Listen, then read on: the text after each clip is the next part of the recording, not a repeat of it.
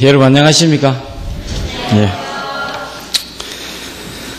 갈수록 설교하는 게 더 어렵다고 우리 좀 전에 이 기도실에서 얘기를 했습니다. 이 설교가 왜 어려운가 제가 생각해 보니까요.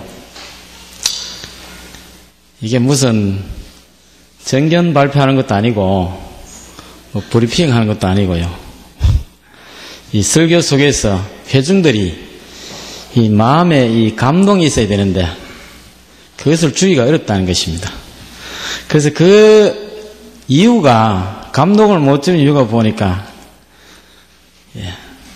설교자의 마음이 준비가 안 되어 있는 것 같아요. 그래서 우리가 어제 저녁에 우리 조영순 지사님이 극구 사행하시면서 참 못하신다 하면서도 어제 저녁 정상의 시간을 쓰셨는데 어제 저녁에 참 감동적인 시간이었습니다. 우리가 화려한 말솜씨를 듣는 것이 아니라 그 시간을 통해서 우리가 하나님과의 교통하는 경험을 체험하고 또 감동을 느끼는 것이 우리 가장 어려운 설교가 아닌 그렇게 생각합니다. 그래서 제가 오늘 부족할지라도 여러분께서 기도하는 마음으로 제 말씀을 들어주시면 감사하겠습니다. 우리 장로님께서 말씀을 읽어주셨는데 아마 새로운 번역을 읽으신 것 같아서 주보에 제가 오늘 본 말씀을 한 번 더 읽겠습니다. 예수께서 길을 가실 때 날 때부터 소경된 사람을 보신지라.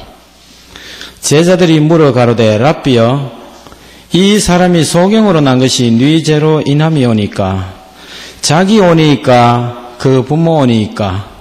예수께서 대답하시되 이 사람이나 그 부모가 죄를 범한 것이 아니라 그에게서 하나님의 하시는 일을 나타내고자 하심이니라. 여러분 어릴 때 연 날려보셨습니까? 저는 연을 참 많이 날렸습니다. 학교 갔다 오면은 그 연하고 그 연 실감께 지고 들로 논으로 쫓아다녔던 기억이 참 지금 이때쯤 되면 그렇습니다. 새롭습니다. 그래서 이 대나무로 연살을 깎아서 말입니다. 그 밥풀이죠. 옛날 그 쌀밥도 아니고 보리쌀인데요. 그걸 신문지에 탁 있나가 이 손으로 지니게 가지고 이 대살을 깎아서 그 사이에 끼어가서 왔다 갔다 하면은 그 대살에 풀이 묻습니다. 그것을 이 문종에 딱 발라가지고 이 연을 만들었던 기억이 참 새롭습니다. 그리고 그 연실감께 그 자세라 합니까? 우리 경상도에서는 자세라 하죠. 그거 만들려고 산에 그 소나무, 햇송 소나무 그 쫙 꽂아 올라오는 그거 비면은 산지기인데 큰일 나거든요. 그 배로 갖다 도망가기도 하고요. 그 배에서 이 연실감께도 만들고 또 스케이트까지 타죠. 그러면 이때쯤 되면 손등이 거북등처럼 이 때가 앉아가지고 턱턱 터지면서 피가 질질 납니다. 그럼 그것도 더운 물 대야가 담가가지고 돌로 벗기든지 요즘은 그런 때 벗기는 아이들이 없는 것 같아요. 거기다 실이 또 어디 있습니까? 어머니가 또 바느질 실 사놓으면 몰래 훔치갖고 다 풀어가 실 쓰다가 두드려 맞고 참 별짓도 함이 큰 것 같습니다. 그래서 이 연을 참 많이 날렸는데 이 연을 언제까지 날리냐면은 언제까지 날리는지 아십니까? 물론 여름에 날리면 되죠. 보통 우리가 풍습적으로는 정월 대보름까지 날리죠.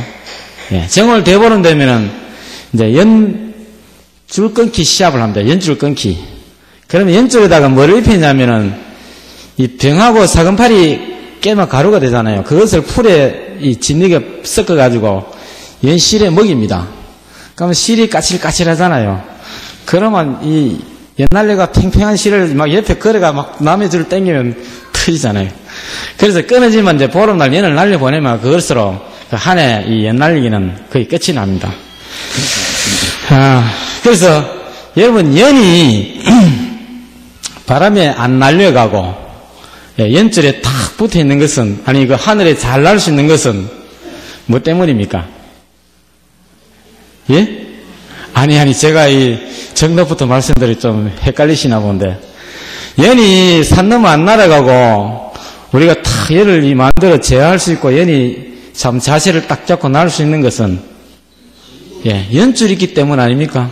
예, 그래서 연줄을 딱 끊어버리면, 연이 멀리, 예, 산으로 날아가 버린다는 것입니다. 여러분, 마찬가지로, 우리도 보이지 않는 줄이, 예, 하나님과 우리 사이에 이어져 있다고 믿으십니까? 예, 믿게 되기를 간절히 바랍니다. 여러분, 이건 제가 한 말이 아닙니다. 성경에 하나님과 우리 사이에, 예, 붙들려 매여 있다고 하신 말씀이 있어요. 우리가 좋아하는 이사야 41장 10절 말씀, 예, 두려워 말라, 내가 너와 함께 함이니라. 놀라지 말라, 나는 내 하나님이 됨이니라. 내가 너를 굳세게 하리라. 참으로 너를 도와주리라. 참으로 나의 의로운 손으로, 예, 너를 뭐하리라요? 붙들리라. 그 연이, 예, 연줄로서 붙들려 있다면 우리는, 예, 하나님의 보이지 않는 손으로, 예, 줄로서 하나님의 오른손에 붙들려 있는 연이라는 것입니다. 근데 여러분, 연이 연줄이 있으면 날아가지만요, 연줄이 그렇다고 또 바람이 없으면 날 수가 있어요. 안 나는 연은 죽은 연 아닙니까? 바람이 없으면 날 수가 있습니까? 날 수가 없습니다. 바람이 불에 연이 날 수가 있어요. 예, 그렇듯이 우리들의 삶에도 바람이 있어야 된다고 생각한다면 너무 비약이겠습니까? 예? 우리들의 인생에도 바람이 있어야 된다는 것입니다. 바람은 뭐를 상징합니까? 어떤 고난과 역경을 상징하잖아요. 여러분, 지금 유럽의 이 기독교가 아주 쇠퇴했습니다.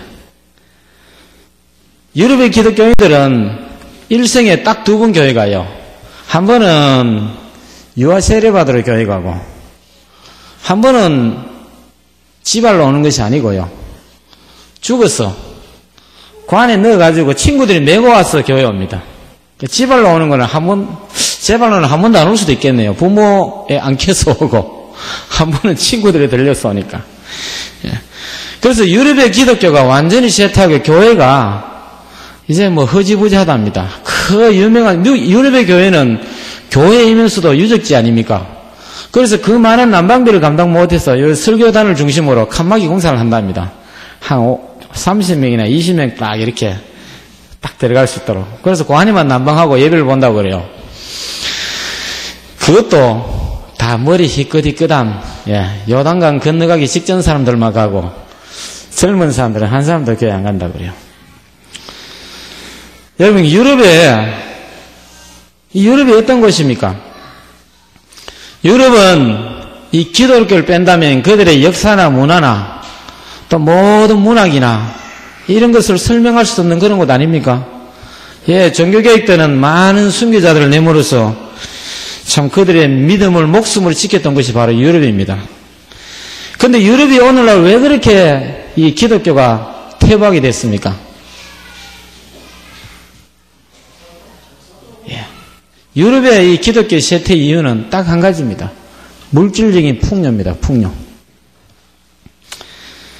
예, 그래서 이 기독교의 이 신앙이 풍요 속에서는, 예, 10%의 믿음만 살아남는다고 그래요. 고난 가운데서는요, 역경 가운데서는, 예, 믿음이 90% 지킨다고 그럽니다. 이 말에 우리가 이 비유를 들어 말한다면 바람에 연이 필요하듯이 우리 인생에도 이 바람이 연이 필요합니까? 연에 바람이 필요하듯이 우리 인생에도 바람이 필요하십니까? 예, 필요하리라 믿습니다. 우리의 삶에도 바로 이 역경이라는 바람이 꼭 필요하다는 것입니다. 여러분, 우리의 삶에는 많은 역경들이 있습니다. 이 역경들, 어려움을 겪지 않는 사람들은 아마 아무도 없을 것이라 믿습니다.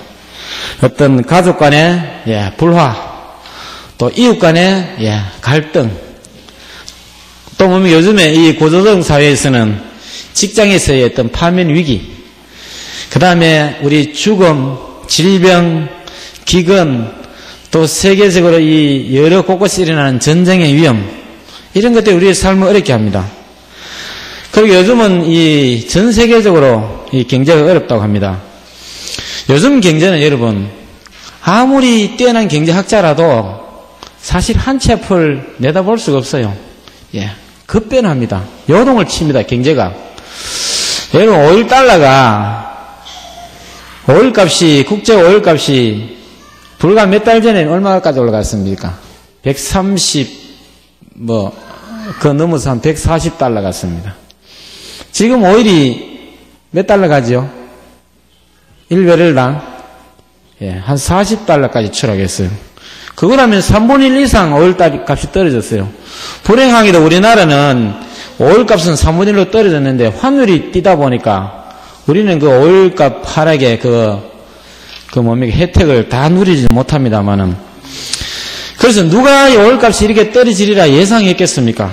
예, 그처럼 우리가 가지고 있는 주식이 또 은행 잔고가 하루아침에 휴지 조각으로 변할 수도 있는 세상에 우리가 살아가고 있는 것 같습니다. 그러나 이러한 것들이 우리의 믿음을 결코 꺾을 수 없다는 것입니다. 오히려 그러한 것도 우리의 믿음을 더 굳세게 할 뿐이라는 것입니다.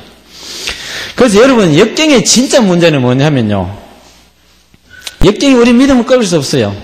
역경의 진짜 문제는 그것을 우리가 어떻게 받아들이고 또 우리가 어떻게 바라보고 어떻게 반응하느냐가 문제라는 것입니다. 여러분, 재작년입니까? 예, 분당의 샘물교회 교인들이 아프가니스탄에 선교 갔다가 응료가 됐잖아요. 탈레반 무장 세력에게 붙들려서 응료가 된 적이 있습니다. 그때 모든 사람들이요, 납치자 가족들이 울며 불며 난리가 났지 않습니까? 예, 아들, 딸들을 보냈는데 죽을 수도 있잖아요. 실제로 2분인가 죽었잖아요. 예. 그래서 울며 불며 난리를 칠 때 한 여청년의 어머니가 이런 말을 했습니다. 하나님이 이 일을 어떻게 처리하시는지 한번 두고 보자. 하나님이 이 일을 어떻게 처리하시는지 궁금하다, 이 말씀입니다. 여러분, 다른 가족들은 다 자기 아들, 딸들이 죽을까봐 난리를 치는데 이 어머니는 하나님이 이 일을 어떻게 처리하시는지 참 궁금하니까 한번 두고 본다, 이 말씀입니다. 예. 아무리 절박한 상황에 처했을지라도 하나님이 우리를 연을 연줄로 붙들고 있듯이 우리를 붙들고 있다면은 하나님께서 이 일을 어떻게 처리하실지 궁금하게 한번 지켜본다는 것입니다. 여러분, 그래서 역경의 진짜 문제는 바람이 불고 역경이 닥쳐도 하나님의 의로운 오른손이 우리를 붙들고 있다는 사실을 믿느냐 안 믿느냐, 그것이 진짜 문제인 것입니다. 또 그 다음에는 역경 가운데서도 하나님이 어떻게 하시는지 지켜보자는 믿음이 있느냐 없느냐. 하나님 우리를 진실로 믿을진데 하나님이 이 일을 어떻게 처리하시는지 우리가 눈을 바로 뜨고 보겠다, 주시하겠다. 얼마나 그 어머니의 믿음이 대단한 믿음입니까? 그래서 오늘 우리가 읽은 요한복음 9장에도 날 때부터 소경으로 태어난 사람을 예수님께서 고쳐주신 이 사건이 기록되어 있는데요. 예수님이 제자들과 길을 가다가 한 소경을 만나게 됩니다. 그 사람은 날 때부터 소경된 자입니다. 그때 제자들이 예수님께 묻습니다. 예수님, 이 소경이 앞을 못 보게 된 것이 이 사람의 죄 때문입니까? 아니면 그 부모의 죄 때문입니까? 그러자 예수님께서 말씀하셨어요. 이 사람이 늙는 것은 이 사람의 죄 때문도 아니요, 그 부모의 죄 때문도 아니다. 다만 그에게서 하나님의 하시는 일을 나타내고자 합니다. 여러분, 이 제자들의 질문하고 예수님의 대답 사이는 이 엄청난 사상의 흐름이 있습니다. 우리 남 교수님의 참 응답이 너무 좋습니다. 사모님 너무 나오나 좋아하십시오. 여러분, 기독교는 미래지향적이라고 하는데 제자들의 질문 속에는 예, 어떤 사상적 흐름이 있냐면은 이 사람이 이렇게 눈먼 것이 예, 그 사람의 죄입니까? 예, 그 부모의 죄입니까? 이것을 다른 것을 바꿔 말하면요, 어떤 역경이나 어떤 시험의 원인이 뭐냐는 그 과거를 향한 과거 지향적인 물음입니다. 그것이 어디서부터 왔는가? 그런 과거 지향적이라는 것입니다. 예, 이와 같이요, 교회 안에도 운명론자들이 사실은 굉장히 많다는 것입니다. 교회 다니면서도 사주팔자를 믿는 사람들도 가끔 있지만, 오늘 제가 여러분들에게 말씀드리고자 하는 그 운명론자는 그런 운명론자가 아니고, 역경이 닥치면은 우리가 첫 번째로 입에서 탁 튀어나오는 말이 하나님 제가 뭐 잘못했습니까? 이 말이 나온다는 것입니다. 이러한 이 대답 뒤에는 과거의 모든 문제에 초점이 맞춰져 있지 기독교가 지향하는 미래라는 것이 없다는 것입니다.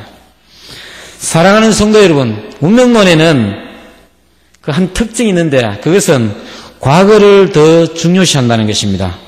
과거에 의해서 오늘 내 삶이 결정된다고 생각하는 것이 바로 운명론입니다.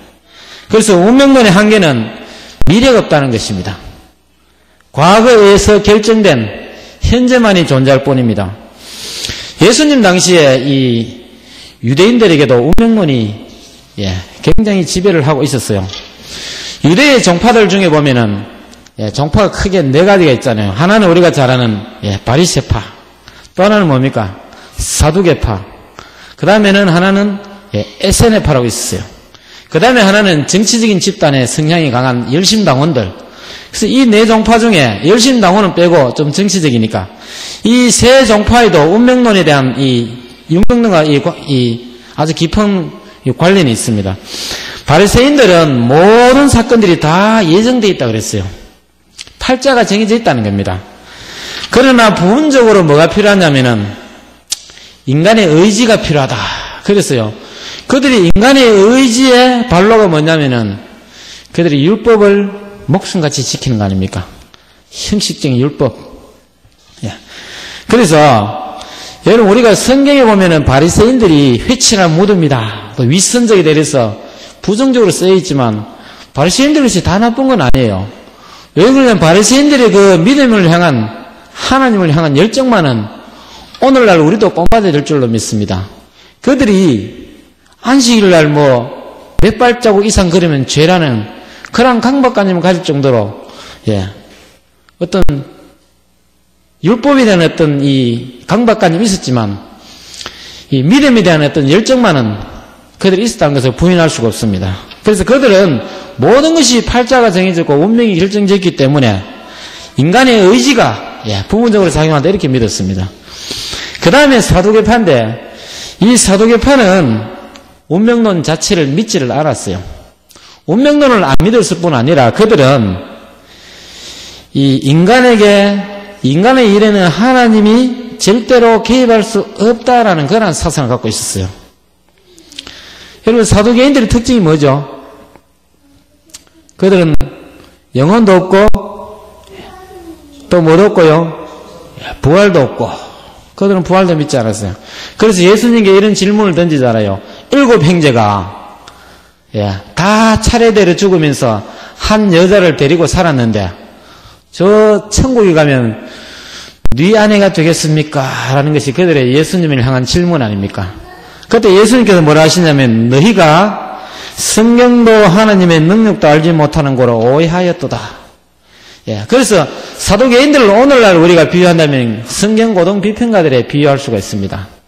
오늘날 성경고등 비평가들이 그들의 높은 학식과 지식을 통해서 하나님의 부인함을 증명하기 위해서 노력하듯이 그들은 하나님의 능력도 성경도 알지 못하는, 그래서 영혼의 존재도 또한 성경도 또 부활도 인정하지 않는 그런 사람들이었습니다. 그 다음에 한 종파가 뭐냐면 에세네파입니다. 에세네파는 어떻게 보면 자포자기적인 그런 신앙입니다. 모든 것이 운명지어졌기 때문에 인간이 어떻게 할 수 없다. 이것이 에세네파들의 믿음이었습니다. 이 에세네파는 그래서 이 세상을 등지고 한적한 시골로 가서 살았어요. 오늘 우리 교회 안에 비유를 좀 든다면 시골주의파들과 좀 비슷하다고 할까요? 그래서 그들은 이 시골에서 신앙의 공동체를 만들고 뭘 했냐면은 성경을 필사하고 최소한의 노동만 하고요. 양피디의 성경을 필사하고 그것을 항아리에 보관하는 그러한 일들을 하면서 그들이 여생을 보냈어요. 평생을 보냈어요. 그래서 여러분 1945년인가 44년인가 발견된 이 이사야 사해 사본 그 발견된 곳이 어딥니까? 사해 근처에 쿰란이라는 곳이잖아요. 그래서 쿰란이라는 곳은 이 에세네파들이 쿰란 공동체를 형성해서 살던 곳입니다. 아마 사해 사본도 이 에세네파 사람들이 필사한 성경이 아닌가 그렇게 추측이 됩니다. 그래서 이들은 모든 이 사건이 하나님에 의해서 예정되어 있고 운명 지어졌기 때문에 어떻게 할 수 없다. 그래서 이러한 운명론이 유대인들 사이에 저면에 깔려있기 때문에 제자들의 마음속에도 바리새파와 에세네파가 가졌던 그런 운명적인 사고가 있었다는 것입니다. 그래서 제자들이 소경을 바라보면서 사람이 소경된 것이 누구의 죄 때문입니까? 묻는 것처럼 오늘 우리도 역경을 만나면요, 내가 지금 겪고 있는 역경의 원인이 무엇인가? 도대체 어디서부터 시작된 것인가? 라고 물을 뿐이라는 것입니다. 그러다가 그 역경의 원인을 우리가 파악할 수가 없어요. 그러면은 빠진 것이 뭐냐면은 내가 하나님을 믿는데 어떻게 내게 이런 일이 발생할 수 있단 말인가? 내가 어떻게 이런 죽을 병에 걸릴 수 있단 말인가? 정말 하나님은 선하신 분이실까? 정말 하나님이 살아있나? 이것이 우리의 회의적인 믿음 아닙니까? 그리고 한탄하게 된다는 것입니다. 그러나 예수님께서는 이 눈먼 사람이 눈먼 것은 이 사람의 죄 때문도 아니요 그의 부모의 죄 때문도 아니다. 다만 그에게서 하나님의 하시는 일을 나타내고자 함이라 라고 말씀하시면서 그를 통해서 하나님의 영광이 드러날 것이라는 것을 말씀하고 계시다는 것입니다. 그럼 여러분, 역경은 어디서 오는 것이고 누구에서 오는 것입니까? 누구에게서?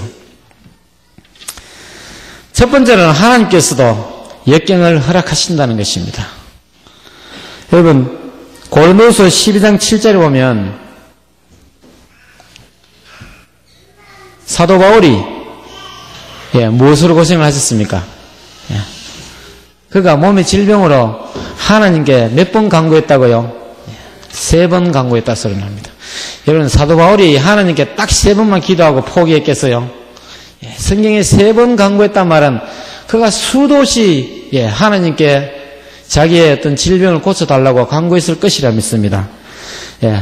그러면서 그 후에 사도 바울이 고린도서 12장 7절에 보면 이렇게 고백합니다. 여러 계시를 받은 것이 지극히 크므로 너무 자고하지 않게 하시려고 내 육체의 가시 곧 사단의 사자를 주셨으니 이는 나를 쳐서 너무 자고하지 않게 하려 하심이니라 라고 말씀하므로 하나님께서 자신에게 육체의 질병을 주셨다고 고백하고 있습니다. 또 두 번째는 정말 사단이 주는 이 역경들입니다. 여러분, 사단이 준 역경의 대표자는 누구죠? 욥 아닙니까? 욥이. 그 다음에 또 누구죠? 성경에는요, 하나님이 아브라함을 시험하시려고 하지만요, 사실 시험의 그 근원지는 사단입니다. 여러분, 우리가 성경에 직접적인 기록은 없지만 하나님과 사단 사이에 아브라함의 소유권 논쟁이 분명히 있었을 것입니다. 사단이 하나님께 시비를 겁니다. 하나님, 사단이 하나님 사람입니까? 내 사람입니까? 그럼 하나님 뭐라고 하십니까? 하나님은 의로운 내 사람이지. 아이고, 하나님은 아닙니다. 왜 아니냐? 100세의 아들 한번 줘보십시오. 누가 하나님 안 믿겠어요? 하나님이 그 말 들으니까 대답할 말이 없잖아요. 그러면 아브라함이 자기 사람인 것을 증명하기 위해서 어쩔 수 없이 어떻게 해야 됩니까? 사단의 그 시험을 허락하게 되는 것입니다. 그래서 아브라함이 그 자기 아들을 모리아 산에서 칼로 제사를 드리려고 칼을 집어드는 순간에 아브라함아 멈춰라 하지 않습니까? 그때 뒤에 뭐가 있죠? 숯불, 가시덤불에 그 뿔이 걸린 수양이잖아요. 여러분, 이 수양이 누구를 상징합니까? 수양이 하나님, 예수님을 상징하잖아요. 그 수양이 누구에 걸렸어요? 가시에 걸렸으니까 사단의 논리에 걸렸어요. 꼼짝 못하는 모습을 볼 수가 있지 않습니까?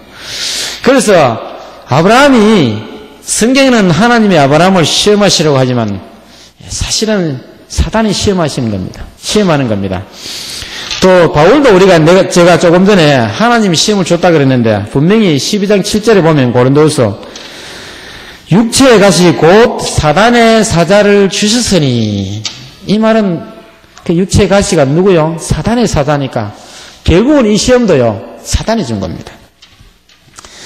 그래서 여러분, 이렇게 보이지 않는 하나님과 사단 사이에 대쟁투가 있을 때 아브라함이 그때 그 시험에서 실패했다면 하나님이 우주 만방에 사단에게 패하는 그런 치욕을 겪어야 되지 않았겠습니까?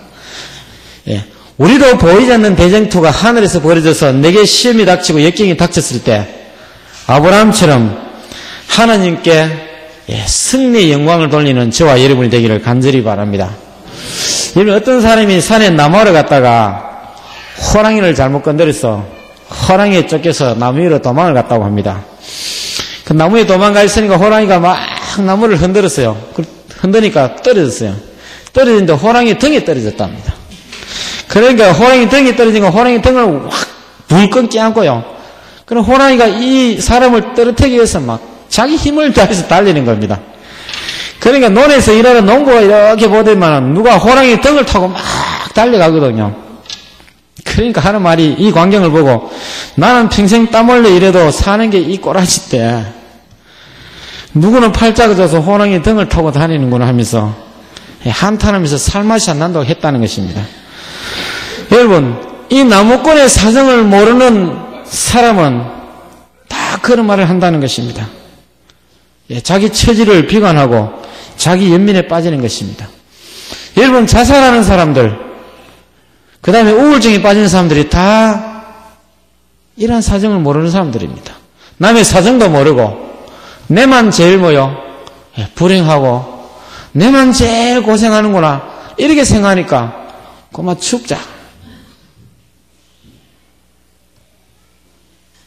여러분, 오늘 지난달에 우리 아파트에 두 노인이 날개도 없는데 뛰내렸어요. 그래, 마주보는 동에서 어떤 할머니가 며칠 있다가 나도 뛰내려서 뛰내렸어요. 참. 요즘 이 참 사람들이 스스로 목숨 끊는 일이 굉장히 많습니다. 이게 왜 그렇습니까? 나만 불행하다는 자기 연민입니다. 그것은 이 나무꾼이 호랑이 등을 타고 싶어 탔겠습니까? 그 사정도 모르고 그 사람 팔자 좋다 그러고 나만 불행하고 나면서 죽고, 아브라함이 하늘에서 사단과 이 하나님과의 대쟁투가 있었던 그 내막을 우리가 안다면은 아브라함처럼 우리도 용감하게 시험을 이길 수 있을 텐데 그걸 모르니까 하나님께 사단으로부터 묵사발이 되는 그러한 우리가 믿음을 보인다는 것입니다. 그래서 우리가 이 사실부터 우리가 깨달아야 될 것이 있습니다. 역경의 원인과 현실이 중요한 것이 아니라 역경을 통해서 하나님이 어떤 일을 하실까, 미래에 관심을 갖는 것이 더 중요하다는 사실입니다. 예수님도 소경의 미래에 있을 일에 더 많은 관심을 가지고 계셨습니다. 그것은 이 소경을 통해서 하나님의 하시는 일을 나타내고자 한다는 것입니다. 전능하신 하나님의 능력을 믿는 우리 성도라면 역경을 통한 하나님의 목적을 깨닫는 저와 여러분이 되기를 간절히 바랍니다. 여러분, 그렇다면 역경을 대처하는 가장 좋은 방법이 무엇이겠습니까? 그것은 역경이라는 것을 통해서 우리의 삶이 하나님의 뜻을 이루는 도구로 사용될 수 있도록 반응하는 것입니다. 역경은 그 원인이 중요한 것이 아니라 우리의 역경을 향한 반응이 더 중요하다는 것입니다. 여러분, 요셉이 형들의 시기를 받아서 애고로 팔려갔어요. 인신매매 당해서 갔어요. 거기서 죽으라고 종살이 했어요. 죽으라고 종살이하다가 또 이 주인의 부인을 범하려고 했다는 그 억울한 누명을 쓰고 옥살이까지 했잖아요. 정말 이 요셉의 그 일생이 한 맺힌 일생 아닙니까? 그리고 요셉이 뭐 출세한 것만 자꾸 바라보는데 요셉의 인생을 한번 보십시오. 인신매매 당해서 가고, 그것도 어떤 그 주인의 마누라를 안 건드리려고 했는데 그 누명을 뒤집쓰고 옥살이 하고요. 그래서 이제 풀려나서 총리가 됐는데 자기를 파는 형들이 사는 곳이 가뭄이 들어서 양식 사러 온 형들을 만나잖아요. 여러분, 저 같으면은 옳지 잘 만났다, 형들. 한번 더 주고 말해. 근데 요셉이 뭐라고 그럽니까? 요셉이 그 역경에서 반응하는 것이요. 창세기 45장에 보면 이 모든 것은 하나님이 나를 먼저 이곳에 보내어 우리 가족과 민족을 구원하게 하시기 위함이다. 이런 꿈보다 해몽이 좋다는 말이 일대입니다. 여러분, 우리는 이것을 당연하게 생각하지만 요셉의 인간 내면을, 인간을 한번 이해하려고 생각해 보십시오. 이런 믿음을, 이런 고백을 잘 하기가 쉽겠습니까? 그러므로 요셉은 고난의 역경을 바라보기보다는 하나님의 하시는 미래에 그의 시각에 초점이 맞춰져 있었다는 것입니다. 요셉은 자기가 당한 역경에서 하나님의 목적을 발견하기를 원했던 것입니다. 또한 바울과 같이 자신이 가지고 있는 육체적인 질병이 하나님께서 자신을 교만치 않게 하시기 위한 것이라고 고백함으로써 오히려 하나님께 감사한 것을 우리가 볼 수가 있습니다. 그래서 베네트라는 사람은 역경이라는 하나님께서 그의 보석들을 가공하는 다이아몬드 칼이다, 이런 말씀을 하셨다고 합니다. 또 스텔리라는 목사님은 하나님의 관점에서 바라보는 사람은 언제나 승리한다. 역경을 우리의 관점에서 바라보지 아니하고 하나님의 관점에서 바라보라는 것입니다. 그런데 사람들은 자꾸 인간적인 견지에서 역경을 바라봅니다. 나는 이제 어떻게 하지? 더 이상 나를 도와줄 사람도 없고 나는 가망이 없어. 이제는 나는 얼마 살지 못할 거야. 또 친구들도 떠나가고 나 혼자 남아서 나는 어떡하지 이렇게 하다가 스스로 목숨을 끊고 그러지 않습니까? 그래서 사람들은 역경을 만나면 자기 연민에 빠지는 것입니다. 그 이유는 하나님이 아닌 자신을 바라보는, 자신의 관점에서 그 역경을 바라보기 때문에 그렇다는 것입니다. 사랑하는 성도 여러분, 역경 가운데 있을 때에 하나님의 관점에서 역경을 바라보시기 바랍니다. 우리는 연줄이 끊어진 연이 아니라 연줄에 묶인, 연줄에 단단히 고정된 연이라는 사실을 굳게 믿는 여러분과 제게 되기를 간절히 바랍니다. 이 역경을 통해서 하나님께서 자신의 영광을 드러낼 것을 믿음으로 받아들이게 되기를 간절히 바랍니다. 그래서 우리가 구체적으로 역경 가운데서 승리하는 성도가 되려면요, 우리 몇 가지를 살펴보고 있습니다. 첫 번째로 우리의 신분을 재확인해 봐야 된다는 것입니다. 우리가 베드로전서 2장 9절에는 어떤 말씀이 있습니까? 너희는 오직 택하신 족속이요 왕같은 제사장들이요 거룩한 나라요 그의 소유된 백성이니 이는 너희를 어두운 데서 불러내어 그의 기이한 빛에 들어가게 하신 자의 아름다운 덕을 선전하게 하려 하심이라. 여러분, 우리는 결코 우주에 던져진 미아가 아니라는 것입니다. 우리는 하나님의 자녀이고 구원받은 자고 성령으로 인치시고 그리스도 안에 거하는 자라는 것입니다. 여러분, 이것은 어떤 지어낸 얘기가 아니고 우리의 실제적인 실존입니다. 여러분, 데카르트가 나는 생각한다, 그러므로 나는 존재한다가 아니라 우리의 실제적인 존재가 우리는 성령을 인치시고 그리스도 안에 새로운 피조물로 거듭 태어난 자가 아니겠습니까? 그래서 우리의 신분을 재확인하는 여러분들이 되기를 간절히 바랍니다. 그 다음에는 영적으로 역경을 만날 때 영적으로 자랄 수 있는 절호의 기회를 주신 하나님께 감사하게 되기를 간절히 바랍니다. 여러분, 세옹지마라는 말이 있지 않습니까? 또 전화위복이라는 말이 있지 않습니까?